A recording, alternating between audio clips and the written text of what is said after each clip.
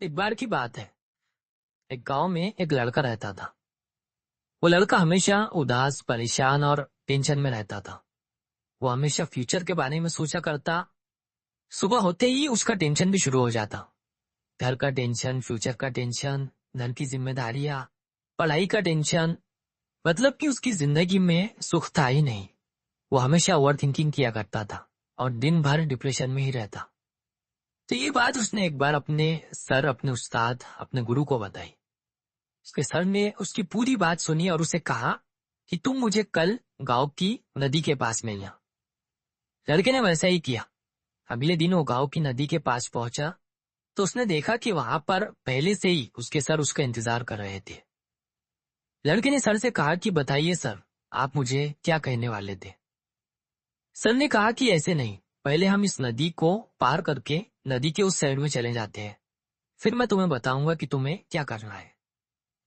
तो पास ही में एक नाव थी। लड़के ने कहा कि ठीक है सर, चलिए इस नाव में बैठकर हम नदी को पार कर लेते हैं। सर ने कहा नहीं, ऐसे नहीं। जब इस नदी का पूरा पानी सूख जाएगा और जब इस नदी की जमीन दिखनी शुरू हो जाएगी, तब हम इस नदी को पार करके कुछ साइड में जाएंगे। लड़के ने कहा सर, आप ये क्या कह रहे हो? जब इस नदी का पूरा पानी सूख जाएगा तब हम इस नदी को पार करेंगे, तो शायद हम इस नदी को कभी पार नहीं कर सकते। तभी सर ने मुस्कुराते हुए लड़के से कहा कि यही चीज सिखाने के लिए मैंने तुम्हें आज यहाँ पर बुलाया है। सेम इसी तरह इंसान सोचता है कि जब मैं अच्छे से सेटल हो जाऊंगा, मेरी सारी जिम्मेदारियां खत्म हो जाएंगी, तब मैं एंजॉय करूंगा, तब मैं जिंदगी को जीऊंगा।